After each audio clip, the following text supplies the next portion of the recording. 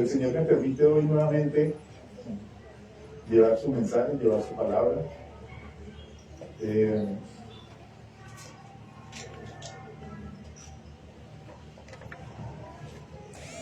Y pues siempre es una responsabilidad grande, ¿no? Y que pues, el Señor nos permita a nosotros, como hombres que somos, tocar sus cosas, pues es porque Él tiene gran misericordia.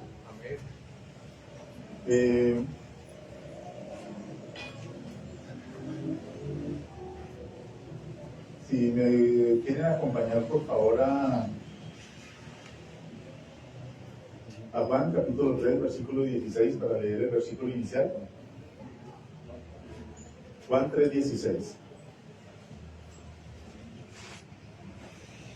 ¿Ya lo tienen? Juan, capítulo 3, versículo 16. Dice así: porque tanto amor Dios al mundo, que dio a su Hijo unigénito, para que todo el que cree en Él no se pierda, sino que tenga vida eterna. Lo voy a volver a leer. Porque tanto amó Dios al mundo, que dio a su Hijo unigénito, para que todo el que cree en Él no se pierda, sino que tenga vida eterna. Y Padre, yo te doy gracias, Señor, por tu palabra, Señor. Te doy gracias, Papito Dios, por ese encargo, Señor, que tú haces de llevar hoy el mensaje, Señor. Yo te oro, Papito Dios, para que seas tú callando mi boca, Señor, para que seas tú cerrando mis labios, para que seas tú colocando tus palabras en mi Dios. Permite, Papito Dios, que ese mensaje, Señor, que creo tú que colocaste en mi corazón para transmitirlo en este día, Señor, llegue también a todos y cada uno de los corazones de que nos están aquí escuchando y que nos van a escuchar más adelante, Señor amado. Permite, Papito Dios, que esa paz tuya que sobrepasa todo entendimiento sea en mí, Señor. Te oro para que seas tú calmando mis pensamientos, Señor amado, y que de una vez más, Señor, seas tú colocando tus palabras en mi boca, Dios. Dame esa tranquilidad tuya, Señor, dame esa paz tuya, en el nombre de Jesús. Amén y amén. Bueno, el título de la prédica, como ustedes ya saben, es de tal padre, tal hijo. Estuve pensando, pues en ese es un dicho que hay por ahí. Dicen que tal palo, tal astilla, que hijo de tigre nace pintado. Entonces, pues yo le quise colocar de tal padre, tal hijo. ¿Por qué? Porque resulta que esta expresión se suele utilizar para referirse a los defectos o las virtudes que un padre tiene. Y que obviamente, pues su hijo las copia. ¿Sí? Ya sean virtudes o sean defectos. ¿Por qué? Pues porque nosotros crecemos y lo que va haciendo nuestros padres, pues nosotros vamos como que tratando de imitar esas cosas, malas o buenas, ¿sí? Y resulta que una de las cualidades más grandes o la mayor virtud que tuvo Dios por nosotros fue el amor. Que el amor es una virtud, sí. Dice en 1 Corintios 13:13, si quieren llegar allá o se los leo, 1 Corintios 13:13, dice así: ahora, pues, permanezcan estas tres virtudes, la fe, la esperanza y el amor, pero la más excelente de ellas es el amor. Tres virtudes: fe, esperanza y amor. Y la virtud más grande que tuvo Dios hacia nosotros, ¿saben cuál fue? Pues su amor. Su amor. Entonces, el amor es una virtud que representa todo el afecto, toda la bondad y toda la compasión que pueda tener un ser por los demás. O sea, en el amor están la bondad, la compasión y el afecto. Y resulta que Dios tuvo con nosotros esa misericordia. Ahora, tengo pues unos subtítulos aquí. Dice el amor del Padre como primer título. Y como subtítulo dice, ¿cómo nos muestra a nosotros Dios su amor? Pues en la creación. ¿Sí? ¿Por qué en la creación? Génesis primero, o sea, capítulo 1 de Génesis, versículo 26-29, por si de pronto quieren llegar ahí. Génesis 1, 26-29 dice, ¿me respondieron, por favor? ¿Me dicen amén? Y dijo Dios: hagamos al ser humano a nuestra imagen y semejanza, que tenga dominio sobre los peces del mar y sobre las aves del cielo, sobre los animales domésticos, sobre los animales salvajes y sobre todos los reptiles que se arrastran por el suelo. Y Dios creó al ser humano en su imagen, lo creó a imagen de Dios, hombre y mujer los creó y los bendijo con estas palabras. Sean fructíferos y multiplíquense, llenen la tierra y sométanla, dominen a los peces del mar y a las aves del cielo y a todos los reptiles que se arrastran por el suelo. También les dijo, yo les doy de la tierra todas las plantas que producen semilla y todos los árboles que dan fruto con semilla, todo esto les servirá de alimento. Y resulta que cuando ustedes van a Génesis capítulo 1, versículo primero, dice que todo era un desorden y que todo era un caos. Y resulta que yo estoy seguro que Dios ya nos tenía planeados a nosotros. Amén. Y entonces Dios hace lo que hacemos nosotros cuando van a ser nuestros hijos. Hay quienes tienen mucho dinero y llegan y cogen un cuarto y lo decoran con todas las cosas que le pueden colocar. ¿Sí? Otros no tienen suficiente dinero y simplemente alistan una pequeña cuna, pero la adornan como si fuera lo más. ¿Por qué? Porque va a llegar nuestro hijo, ¿cierto?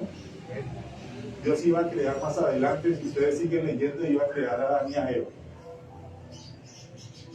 Si obviamente si hubiera creado a Adán antes, hubiera dicho, es que Dios y yo creamos todo esto.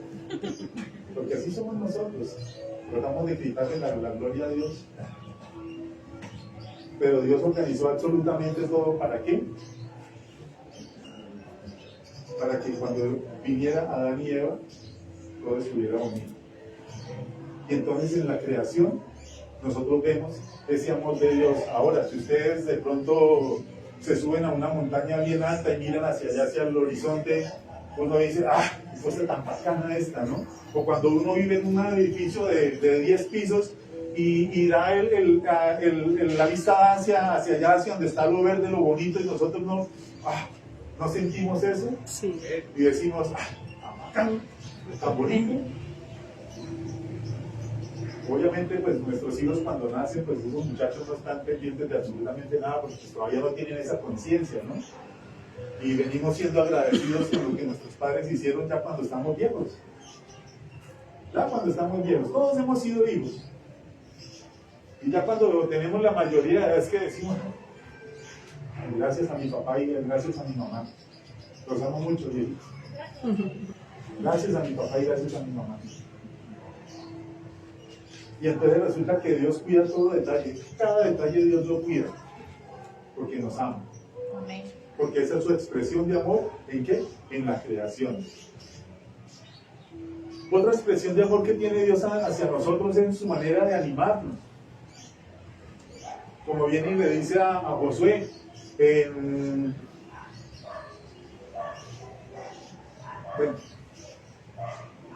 Deuteronomio 31:23. 31. Deuteronomio 31:23. Dice, y el Señor le dio a Josué, hijo de Nun, esta orden: esfuérzate y sé valiente, porque tú conducirás a los israelitas al territorio que juré darles, y yo mismo estaré contigo. Y es lo que mismo que Dios nos dice a nosotros: venga, esfuérzate y sé valiente. ¿Para qué tenemos que nosotros esforzarnos y ser valientes? ¿Para qué? Para llevar a cabo lo que el Señor dice en su palabra. Porque nosotros, dice la palabra que nuestro corazón es, ¿qué? Engañoso. Nuestro corazón es engañoso. Y nosotros muchas veces llamamos a lo bueno malo y a lo malo lo llamamos bueno, y entonces tenemos ese sentido invertido. Y así vivimos por años, y aún así siendo cristianos muchas veces, a lo bueno lo llamamos malo y a lo malo lo llamamos bueno. Muchas veces pasa eso. Entonces resulta que Dios le dice a Josué: oiga, mi hermano, sea fuerte y valiente, esfuérzate, sé fuerte y valiente, porque tú vas a hacer que este pueblo cruce a la tierra que prometí darles a sus antepasados. Lo que el Señor nos dice a nosotros: esforcémonos y seamos valientes. Porque tenemos personas que nos miran, porque estamos en un trabajo, porque nosotros trabajamos con gente, muchas veces gente mundana. Yo tengo compañeros de trabajo que pues obviamente no conocen de Cristo, y yo a ellos no he cogido a agarrarlos a Biblia, no, simplemente ellos saben que ven en mí un comportamiento diferente. Ellos dicen vulgaridades y groserías. Hay un señor que se llama, bueno, ¿cómo se llama? Para no decir nombres, y dicen que él se parece muchísimo a mí. Y dicen, lo único que le falta a Fernández para parecerse bien a don Javier es que no diga groserías. Pero entonces ahí es donde uno se da cuenta de que ¿qué? Están poniendo cuidado, que uno está marcando una diferencia, así sea una mínima diferencia, pero se está marcando una diferencia. Entonces ahí es donde tenemos que ser ¿qué? Fuertes y valientes. Fuertes y valientes. En el Salmo 31, 23, 24, si lo quieren buscar, Salmo 31, 23, 24. Salmo 31, 23, 24 dice así, qué pena, es que yo coloco los versículos dentro del mensaje, por eso es que soy tan rápido para encontrarlo. Salmo 31, 23, 24 dice, amen al Señor, todos sus fieles. Él protege a los dignos de confianza, pero a los orgullosos les da su merecido. Cobren ánimo y ármense de valor. Todos los que en el Señor esperan, que cobremos ánimo, ya que nosotros esperamos en el Señor y que nos armemos de valor. Y esa es la palabra que Dios nos da a nosotros para que seamos esforzados y valientes, que cobremos ánimo, que ante las dificultades, hombre, sabemos que confiamos en un Dios que es todopoderoso, que está pendiente de nosotros, que no nos deja solos. ¿No les parece eso fantástico? Yo anoche cuando terminaba de organizar la palabra, y esta mañana que la leía yo decía, pues, tan bonito Dios, tan bonito Dios. En otra parte donde nosotros vemos la presencia del Señor, el amor de Dios, es en su promesa de cuidarnos. En su promesa de cuidarnos. Y entonces, el Salmo 121, 3, 4, por favor. Salmo 121, 3, 4 dice, no permitirá que tu pie resbale. Yo no sé por qué el Señor es como tan insistente en esto. Porque casi siempre de las veces que he desarrollado una prédica, el Señor ha puesto ese versículo. Dice, no permitirá que tu pie resbale, jamás duerme el que te cuida, jamás duerme ni se adormeza el que cuida de quién, de Israel, el que cuida de Javier, el que cuida de todos y cada uno de ustedes. Él no duerme, Él no descansa, Él está pendiente.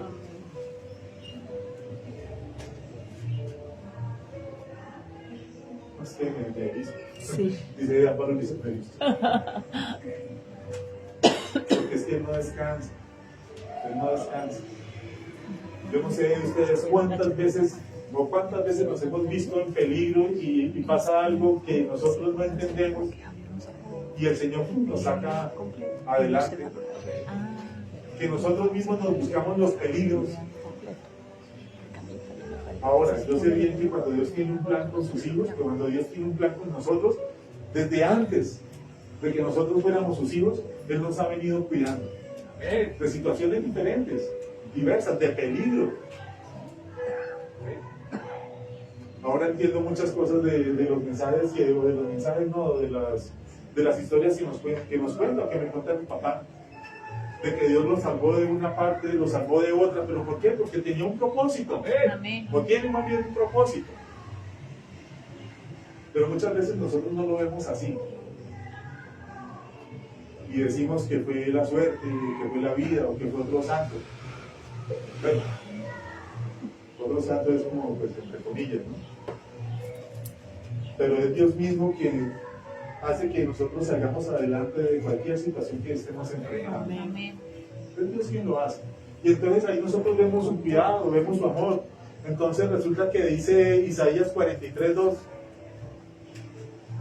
Isaías 43:2. Dice, cuando cruces las aguas yo estaré contigo, cuando cruces los ríos no te cubrirán sus aguas, cuando camines por el fuego no te quemarás, ni te abrazarán las llamas. En otras palabras, cuando tengas dificultades, cuando no encuentres la salida, cuando no veas por dónde vas a caminar, por dónde tienes que ir, yo te voy a estar cuidando. Yo te voy a estar cuidando. Y si nosotros vemos, es en serio, o sea, cantidad de milagros que Dios ha hecho en favor nuestro para que nosotros no fallezcamos en tiempo anterior. De un día, yo vine, nosotros trabajamos allí en la esquina haciendo bloques, allá donde está el parqueadero, hace muchos años, pero muchos años, nosotros allá trabajamos haciendo bloques. Y un día yo vine a recoger el almuerzo para traérselo a mi papá y yo almorcé antes y me estaba comiendo un pedacito de carne. Era una garrita. Yo le digo a mi esposa, amor, cuidado con los niños con las garritas, y a mí me alegra que los niños no coman las garritas. Y resulta que cuando yo me fui a mandar el bocado, se me había quedado enredado en una muela y me quedó acá. Y yo él me golpeaba y no me salía. Qué susto. Y yo estaba en la cocina, de eso había que salir de la cocina y correr para entrar a la habitación en donde estaba Maritza y estaba Yamilita. Y yo estaba ya bregándome a sacar eso porque ya no podía respirar, yo no estaba respirando. Y yo llegué y salí corriendo y yo escuché por allá que llegó Leito. Y yo salí corriendo de la cocina, yo no sé de dónde me alcanzó la respiración que tenía yo. Y yo salí corriendo y me fui para allá y me paré en la puerta y le dije a Leito que... Leito pues de una vez entendió que yo me estaba atorando y me dio 3 golpes en la espalda. A mí ya me estaban temblando las piernas. Y salió el pedazo de carne. Ay, qué susto. Que Dios nos cuida, nos cuida. Amén. Nos cuida.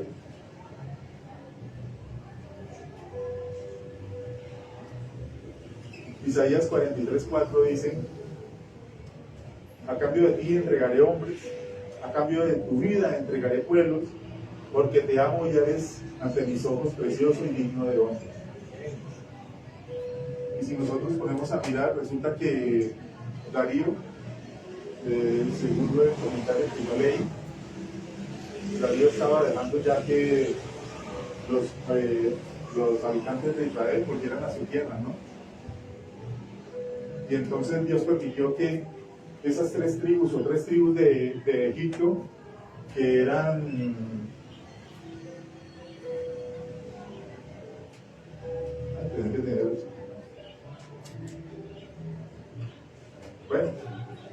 Seba y otro pueblo, que fueron capturados por el rey en compensación o en cambio del pueblo de Israel. ¿Sí? Entonces por eso dice el Señor que a cambio de ti entregaré pueblos, a cambio de ti entregaré naciones. Eso era para el pueblo de Israel. Y ahora para nosotros, ¿qué es? A cambio de nosotros, ¿sabe qué hizo? Entregó a su Hijo Jesucristo. Amén. Amén. Entregó a su Hijo Jesucristo. Y entonces ahí es donde nosotros venimos a Juan capítulo 3 versículo 16, que fue el versículo inicial. Dice: porque tanto amó Dios al mundo que dio a su Hijo unigénito, para que todo el que crea en Él no se pierda, sino que tenga vida eterna.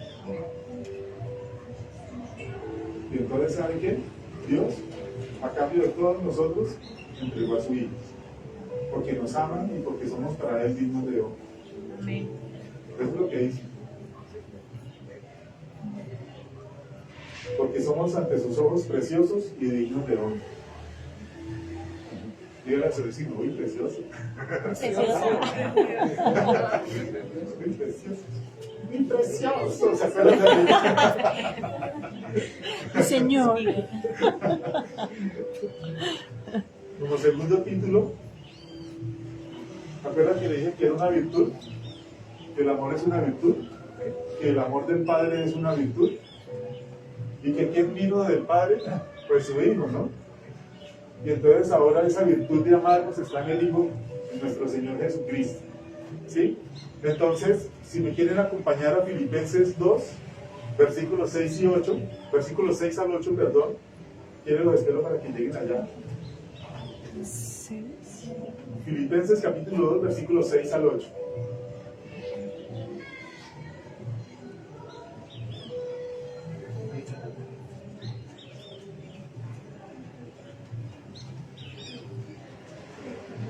¿Listo? Amén. Dice así: quien siendo por naturaleza Dios, no consideró ser igual a Dios como algo a que aferrarse. Por el contrario, se rebajó voluntariamente, tomando la naturaleza de siervo y haciéndose semejante a los seres humanos, y al manifestarse como hombre se humilló a sí mismo y se hizo obediente hasta la muerte y muerte de cruz. El Hijo de Dios, mostrando su amor. Primero, cumpliendo la voluntad de su Padre, y segundo, mostrando a nosotros su gran amor. ¿Que tenía necesidades? No. Él era el mismo Dios. Pero como era necesario que Él viniera al mundo, entonces simplemente se cumplía la voluntad de su Padre. Ahora, ¿en qué vemos la voluntad? ¿O en qué vemos el amor del Hijo? En la primera promesa que se hace en la Biblia de un Salvador. A ese versículo en especial se le llama protoevangelio. ¿Por qué? Porque es el primer versículo que aparece en la Biblia en donde se habla de salvación. ¿Y él sabe cuándo? Después de la caída de Adán y Eva. ¿Por qué? Porque resulta que yo anoche pensaba que dice pues el Señor en su palabra que la serpiente era más astuta que todos los animales, ¿cierto? Y vino y habló con la mujer. Entonces yo pensaba, ¿qué será que todos los animales hablaban? Y entonces yo me imagino, ¿no? Anoche me imaginaba yo a Adán colocándole los nombres a todos los animales. Venga, ¿te gusta que te llamen jirafa? ¿Tú quieres ser león? Allá el mico, y el mico todo burlón, como todo burlón. Y entonces de pronto ve un escarabajo que va caminando hacia atrás con una ola. Fíjate cómo le llamamos. ¿Y qué es lo que usted lleva ahí? Y yo estoy... Ay, entonces grita por allá mismo, no, colóquele cucarón, mierda. Coloquémosle escarabajo, ¿qué? Porque lo tuve que le llaman. No, o sea, eso, permítanme un poquito de locura, pero era lo que yo pensaba. Pero sí, eso lo estaba haciendo. Él estaba colocando los nombres. Entonces Eva fue y se entrevistó allá con la serpiente, y entonces ahí es donde cayó donde vino pues la separación de los seres humanos de la presencia de Dios, ¿cierto? Y entonces esa relación que tenía Adán y Eva con Dios, que era personal, se rompió. Por ende, todos nosotros vivimos separados de la presencia de Dios. Y resulta que este versículo del que les hablo yo es donde dice Génesis capítulo 3, versículo 15. Ese versículo es llamado protoevangelio, donde dice: pondré enemistad entre tú y la mujer, y entre tu simiente y la simiente de ella. Su simiente te aplastará la cabeza, pero tú le morderás el talón. Ese versículo es el protoevangelio. Ese versículo se llama protoevangelio porque es la primera promesa que hay de restauración de esa relación que teníamos, o que tenían inicialmente Adán y Eva con su papá Dios, con su creador. Y entonces de ahí para adelante, después de esa promesa, tiene que haber un motivo, o se da más bien el motivo. ¿Motivo? ¿Cuál motivo? Pues resulta que dice aquí en Hebreos 10:11. También obviamente pues está en el Levítico, ustedes lo pueden buscar ahí. Dice: todo sacerdote celebra el culto día tras día, ofreciendo repetidas veces los mismos sacrificios, que nunca pueden quitar los pecados. Resulta que muchas veces nosotros, por muchas cosas que hagamos, no tenemos la salvación, porque es que la salvación se hace mediante el recibir a Jesús como Señor y Salvador, ¿sí? Pero entonces tenía que darse ese motivo, o tiene más bien ese motivo, hay ese motivo, que nosotros no nos podemos salvar, que por más religiosos que nosotros seamos, no tenemos salvación. Y entonces yo me acuerdo cuando íbamos y nos confesábamos allá con un sacerdote, con un cura, y nosotros les confesábamos nuestros pecados, y era: vaya, repita 10 Padre Nuestros, 3 Ave María, 5 actos de contrición y un credo. Y yo me acuerdo que yo llegaba como a 2 Padres Nuestros, a una Ave María, y el credo no me lo sabía, el acto de contrición menos. Entonces yo quedaba como mal, ¿no? Que no había cumplido con todo ese rito, pues no cumplía con ese rito de hacer todo lo que este Señor decía. Y resulta que muchas veces nosotros no vemos la importancia pues de la muerte de Cristo en la cruz.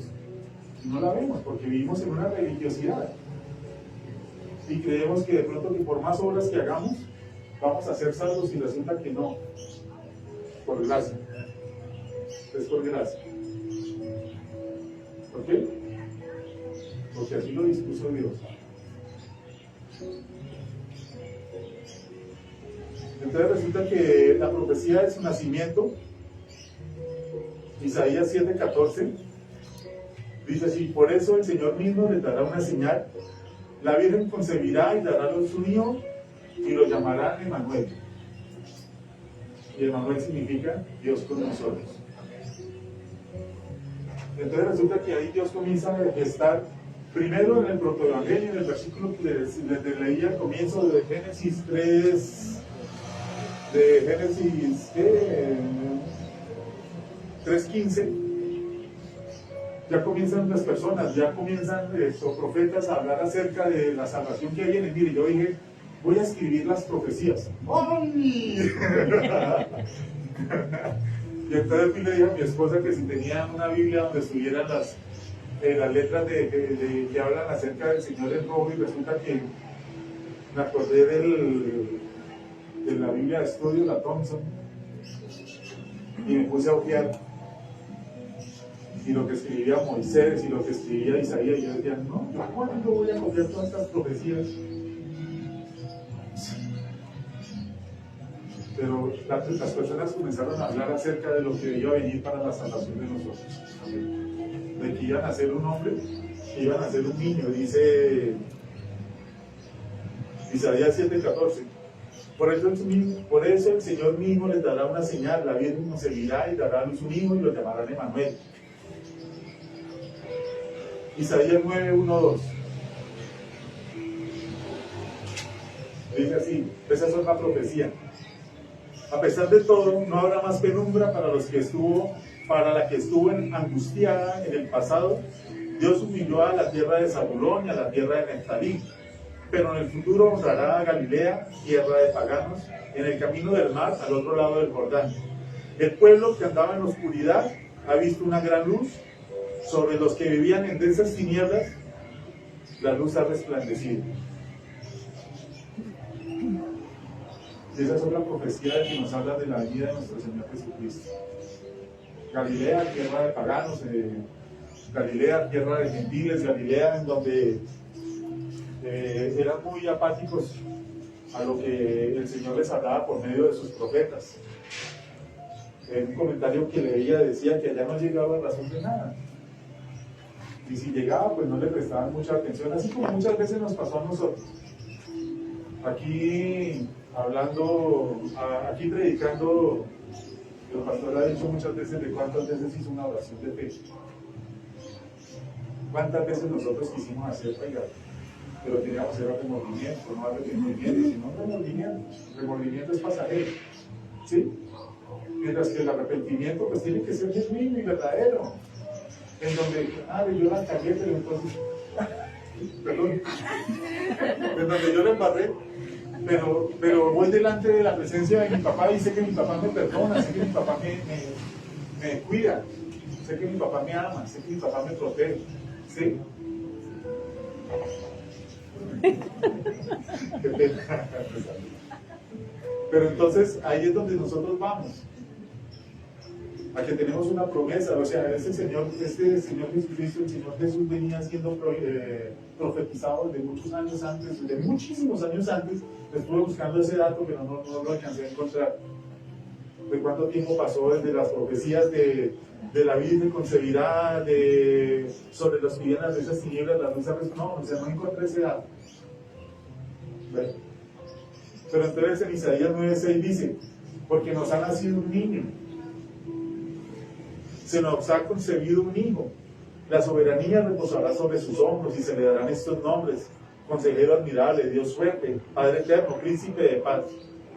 Se extenderá su soberanía y su paz y no tendrán fin, y gobernará sobre el trono de David. Y entonces más adelante, ¿sabe qué? Me puse a buscar en los Salmos, en la Thompson, me puse a buscar en los Salmos, y desde el primer capítulo que hay, creo que es el segundo capítulo, ya vienen hablando de la profecía del Señor. Y ya vienen hablando, y yo decía, no, pero Señor, ¿yo cómo hago para comprimir todo esto durante la charla que su merced me permite presentar mañana? Y yo me rompía la cabeza pensando, y pues el Señor me dice, no, pues tráete lo más importante. Porque resulta que nosotros vinimos a las profecías de su sufrimiento. Y si ustedes quieren buscar, y está en Isaías 52, 13, 15, esos dos versículos. Isaías 52, 13 al 15. Dice así: miren, mi siervo triunfará, será exaltado, levantado y muy enaltecido. Muchos se asombrarán de él, pues tenía desfigurado el semblante. Nada humano tenía en su aspecto. Del mismo modo, muchas naciones se asombrarán y en su presencia enmudecerán los reyes, porque verán lo que no se les ha anunciado, y entenderán lo que no habían oído. Y si ustedes pasan a Isaías 53, ¿les leen? ¿Qué versículo? Isaías 53. Ya está. ¿Quién ha creído nuestro mensaje? ¿Y a quién se le ha revelado el poder del Señor? Creció en su presencia como vástago tierno, como raíz de tierra seca. No había en él belleza ni majestad alguna, su aspecto no era atractivo y nada en su presencia lo hacía deseable. Despreciado, rechazado por los hombres, varón de dolores, hecho para el sufrimiento. Todos evitaban mirarlo. Fue despreciado y no lo estimamos. Ciertamente Él cargó con nuestras enfermedades. Ciertamente Él cargó con nuestras enfermedades.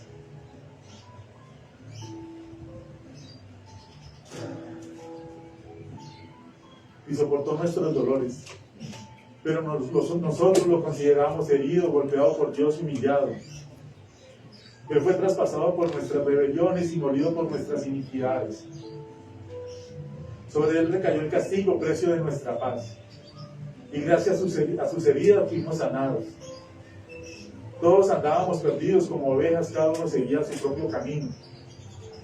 Pero el Señor hizo recaer sobre Él la iniquidad de todos nosotros.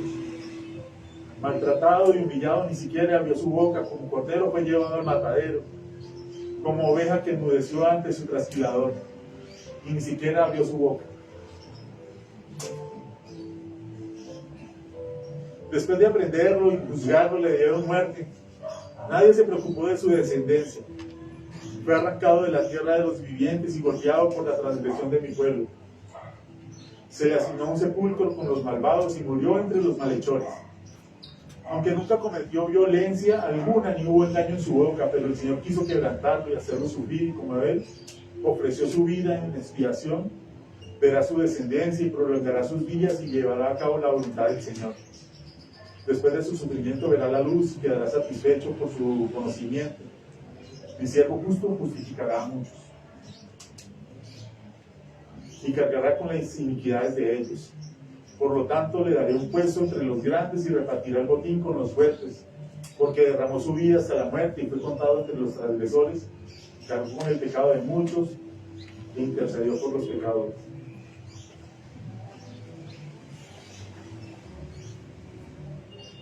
¿Que Jesús sabía que tenía que padecer? Claro que sí lo sabía. ¿Que dudó? Sí.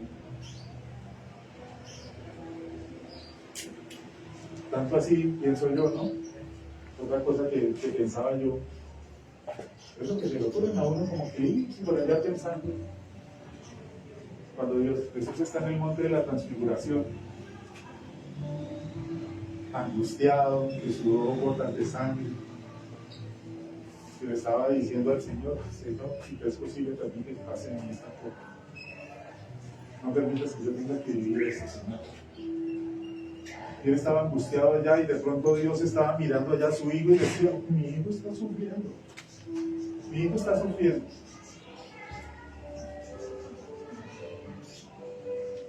Porque siervo que nos iba a justificar a nosotros, porque Él estaba tomando lo que nosotros íbamos a vivir. Estaba cargando ¿qué? En su cuerpo, herido y maltratado. Y entonces Dios miraba allá a Jesús y entonces dijo: ¿dónde está Moisés? Y el Señor, aquí estoy. Ah, no, venga para acá porque necesito que baje a la tierra. Yo, Señor, sí, usted va a ir a la tierra. Señor, pero es que hace tiempo su merced me dijo que yo no podía pisar allá. No, pero es que ahora lo estoy mandando, porque mi hijo está angustiado. Y entonces Moisés comenzó a decirle a todo el mundo que se encontraba con él: voy para la tierra, voy para Israel, para el pueblo donde a mí se me había negado la entrada por ponerme a robarle la gloria a Dios. Porque eso fue lo que hizo Moisés, no sabían de pronto. ¿No saben? En la roca, cuando el Señor le dijo que le hablara, que él cogió una vara y la golpeó 3 veces y le dijo a los israelitas: aquí les doy agua. En vez de decirle al Señor: aquí el Señor les da agua, es que yo les doy agua, dijo Moisés: tal vez de la piedra que tenía con el fuego, me imagino yo. Entonces Dios le había negado la entrada. Le dijo: la podrá mirar, pero no podrá entrar. La podrá mirar, pero no va a entrar. Y entonces Moisés estaba contento. ¿Por qué? Porque venía a la tierra. Venía al lugar en donde él, ¿sabe qué? Le habían prohibido la entrada. Estaba vetado por haberse robado la gloria de Dios. Entonces, ¿sabe qué hizo? ¿Y dónde está Elías? Y llegó Elías y el Señor le dice: ¿usted por qué huele a humo? Ah, Señor, es que yo venía caminando con ¿quién fue el? Eliseo. Yo venía caminando con Eliseo y de pronto un carro de fuego me levantó y pues vengo chamuscadito todavía. Digo: bueno, listo, va para la tierra. Y entonces bajaron Elías y Moisés y hablaron con el Señor y siempre hablaban ahí. Dice uno de los capítulos de los evangelios que estaban hablando aquí acerca de lo que iba a suceder. Obviamente estaban hablando en su idioma. Yo no sé, yo no entiendo ese idioma, pero me imagino que estaban diciendo: oye, hermano, es que su papá le manda a decir que sea esforzado, que sea valiente, que por su sacrificio mi siervo justo va a justificar a muchos, que no se desanimen, que el Señor manda a decirle que ánimo. ¿Recuerdan lo que leíamos en el Salmo? En donde el Señor le decía, donde el Señor nos dice: amen al Señor todos sus fieles y Él protegerá a los dignos de confianza, pero a los orgullosos les da su merecido. Cobren ánimo y háganse de valor todos los que en el Señor esperan. Y entonces hablaban Moisés y hablaban Elías, diciéndole al Señor. Y entonces el Señor dijo: Padre, que no se haga mi voluntad, sino que se haga la tuya.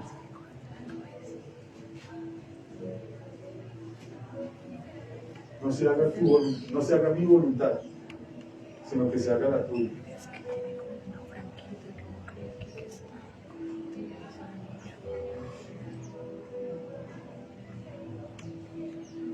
Si leemos, ustedes miran en Mateo 27, 27 al 61.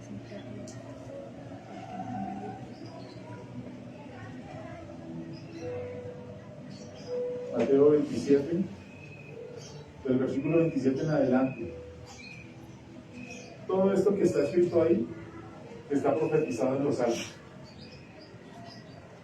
Está profetizado por Isaías. Está profetizado por Moisés. Está profetizado por todas aquellas personas que Dios levantó en su gran amor para que escribieran acerca de lo que venía a suceder.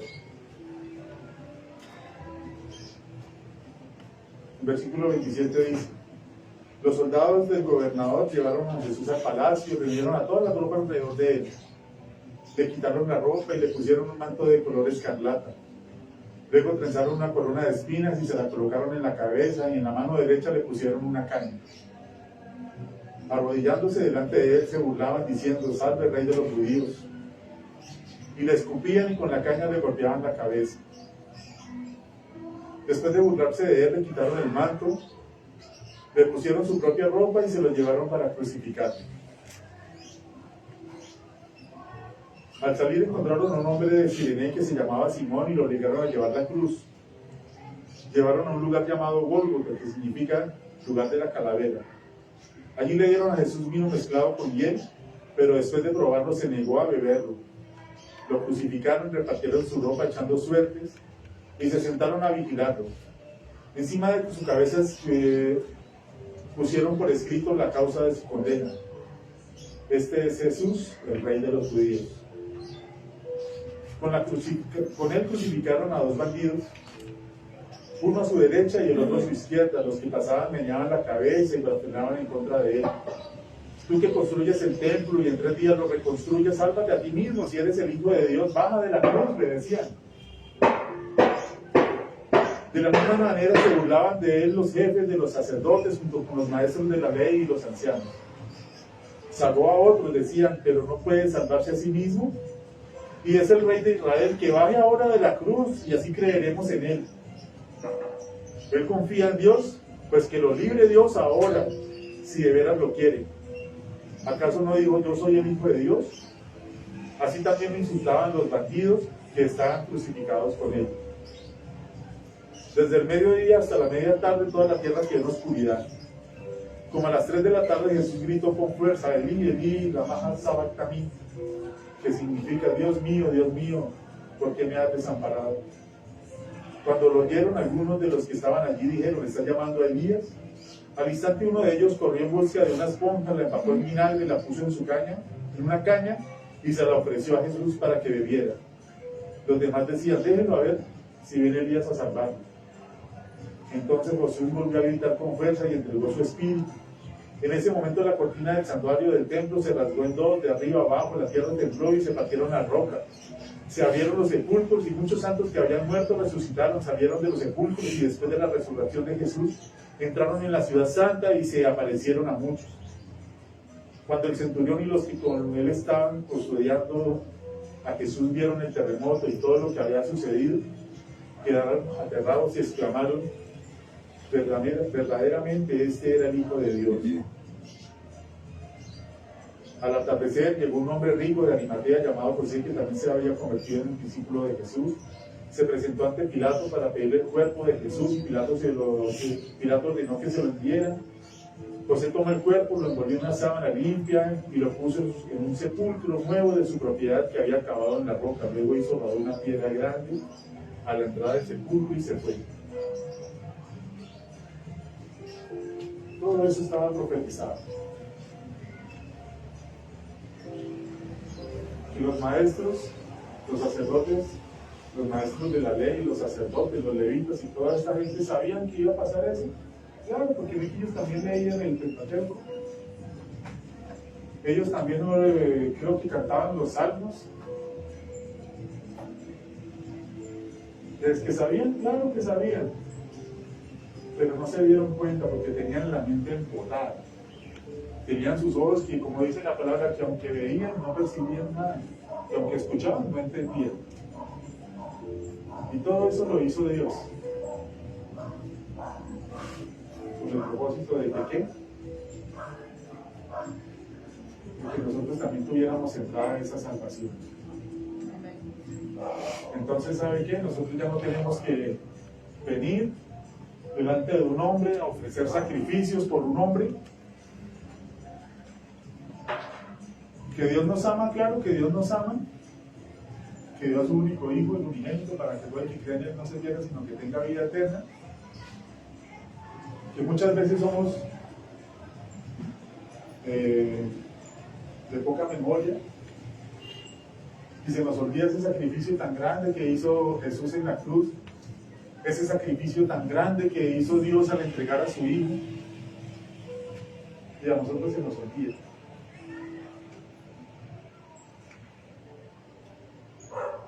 Y muchas veces caemos en tentación. Pero dice el Señor en su palabra que cuando viene la tentación también, ¿qué? Viene una salida. Y ahí es donde nosotros tenemos que ser sabios. para tomar esa salida. Que llegan pensamientos que no son, pues lo que dice el Señor en su palabra es que cojamos esos pensamientos y los llevemos a Cristo, que los sometamos a Cristo, que miramos si son de qué, si son de dignos de honra, de admiración. No me acuerdo bien el pasaje, pero lo traigo aquí a colación. Efesios 4:8. Filipenses 4:8. Todo lo justo, todo lo puro, en fin, todo lo que sea digno de admiración y merezca el orden, lo que dice. Y es ahí en donde nosotros podemos llevar nuestros pensamientos, porque es que, como dice una escritora, la batalla es en la mente. Y si pasa de la mente, nos llega al corazón, y si sale del corazón, se vuelve una acción. Entonces es ahí.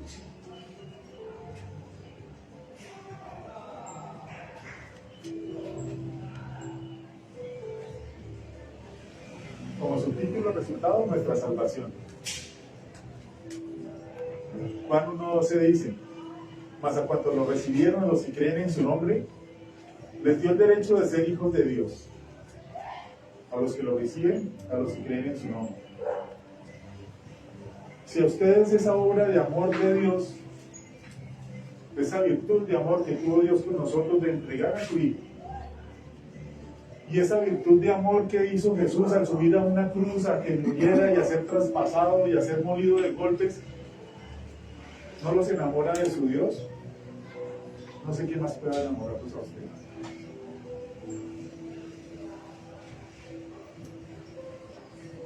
Romanos capítulo 10, versículo 8 en adelante dice: ¿qué afirma entonces? La palabra está cerca de ti, la tienes en la boca y en el corazón.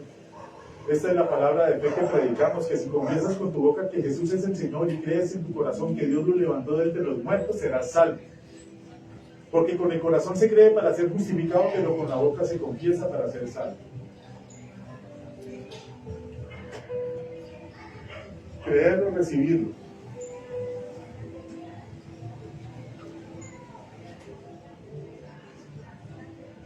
Confesarlo con nuestra boca y creer en nuestro corazón. De que esa virtud grandísima de amor que hizo Dios por nosotros y que Jesucristo también vino e hizo por nosotros, nos lleva a nosotros ¿a qué? A un arrepentimiento original, genuino. Porque nadie, absolutamente nadie, a no ser que de pronto sea una escolta, o que tenga de pronto una coraza que lo proteja de las balas, se tire a salvar la vida de cada uno de nosotros. Absolutamente nadie se ha entregado en la cruz para que nosotros tengamos ¿qué? Perdón de pecados y vida eterna. Perdón de pecado y vida eterna. Anoche y esta mañana se me llenaba la cabeza de ideas y yo buscaba y pues no hay ideas que el Señor me decía, pero es que ya no hubiera demorado mucho más tiempo de la prédica de primero las damas. Pero la muestra de amor que hizo Dios al entregar a su Hijo y la muestra de amor que hizo el Hijo al entregarse en la cruz por nosotros es algo que nosotros debemos tener en gran estima. A los que no creen, pues la invitación es a que reciban a Jesús como Señor y Salvador. No se sientan coaccionados, pero es de vida o muerte. Y a los que creemos, pues sabemos que absolutamente nada nos puede apartar del amor de Cristo, ¿no? Ni la tribulación, ni la angustia, absolutamente nada nos puede separar a nosotros del amor de Cristo. Que si pecamos, vengamos delante de la presencia de Dios y arrepentámonos. Y que ya de pronto, quizás por otro pecado, pero no por el mismo. Y a los que no creen, pues que abran su corazón y reciban a Jesús como Señor y Salvador.